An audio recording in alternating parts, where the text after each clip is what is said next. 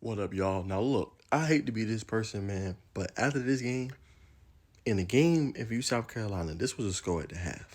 Y'all was up 33 at the break, bro, and y'all lost this game. It's just history across the board, in a bad way for South Carolina, because it's like, there's no way in hell you should have lost this game. You were dominating on both lines of scrimmage. You had Texas A&M on the ropes. Marcel Reed played awful in the first half. 2 interceptions, was seeing the field, not seeing the field well. Dylan Stewart was taking over, getting forced fumbles, and just doing what he was supposed to do. But second half, just flip of the script, man. And it only takes a little bit. Teams struggle with just one score. Team gets back in. And once it was 30-17, South Carolina needed to go on the drive and score points.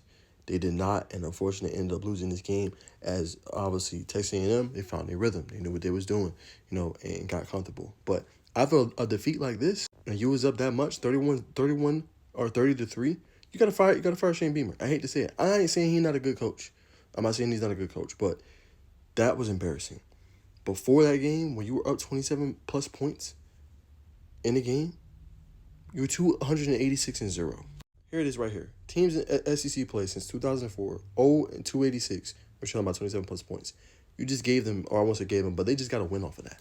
There's no way in hell you should have got a win off of that if you're Texas A&M. You know what I'm saying? So if you're South Carolina, you got to move on. And I hate to say this about Lenore Sellers, but I'm keeping it being with y'all. You have to move on from him too. I ain't saying the kid can't play, but obviously you're not coaching him to a level where he can develop. You fired Mike Shula, your offensive coordinator. You fired your offensive line coach who couldn't even protect him in the second half of the game where he kept getting sacked. And the weapons on the outside, Nick Carver's good, but he's not consistent enough. So if you're South Carolina, you have to move in a different direction humbly, right? You got Landon Duckworth as a high-end recruit, and you got to bring somebody in there that knows what they're doing as offensive coordinator and can get this team to where they need to be offensively.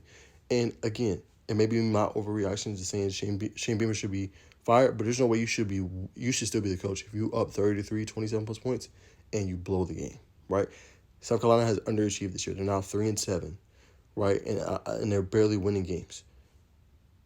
Lost this one, obviously, in the game you should have won. And they got to figure it out. Now, the Texas A&M side of things, shout out to Marcel Reed. Terrible first half, but showed resolve, showed resiliency, did what you were supposed to do. Very important win for them because basically you got to win out. And this win for them, we won't know who's going to be in that conference championship game in the SEC until November 28th and 29th. Right, so basically it's sandwiched all the way from up the top. Right, with teams with either 0 losses or just 1 loss. We are not going to know. Alabama's undefeated in SEC play. Texas A&M is undefeated in SEC play. Georgia has 1 loss. Texas has 1 loss. Somebody's going to get eliminated out of those 2 tonight. So we don't really know, man. But for a team like Texas A&M who just signed an extension with their head coach, and with Mike Elko, was able to just overcome that and be able to win this game, they could have gave up. They could have said, screw it. They didn't. Defense started making plays.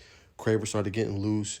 You know what I'm saying? Casey Concepcion did what he was supposed to do. E.J. Smith, who's obviously the son of legendary Emmitt Smith, started running the ball hard when Ruben Owens went down with an injury. And Marcel Reed stepped up big time, hitting all his receivers as tight ends, and did what he needed to do in the second half. This kid was super impressive, and I'm telling you, got a bright future ahead. And the fact that he barely had 100 yards, and he goes and throws for 439 yards, says a lot about what he can do. First 400-yard passing game for Texas A&M since Kellen Mond. Great game. They're fun. They're exciting to watch. I watched a lot of the second half of this game, and the fact that they came back was just absolutely incredible. This is a good team, and shout out to Mike Elko for having them boys ready and to respond after definitely a tough situation. And if you're South Carolina, a missed opportunity, right? You get the fumble, right? Your defense gets a stop, 31-30. Bad play call by Texas A&M. You can't even go down the field and get a score, right? Why?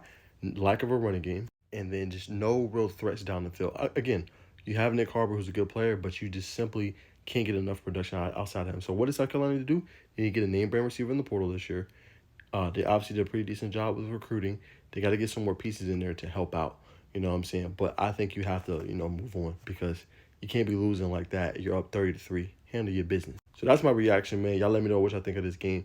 Texas A&M pulls out a stunner and makes history in the SEC, one of the greatest comebacks in SEC history, overcoming a 30-3 deficit to win 31-30. Let me know down in the comments.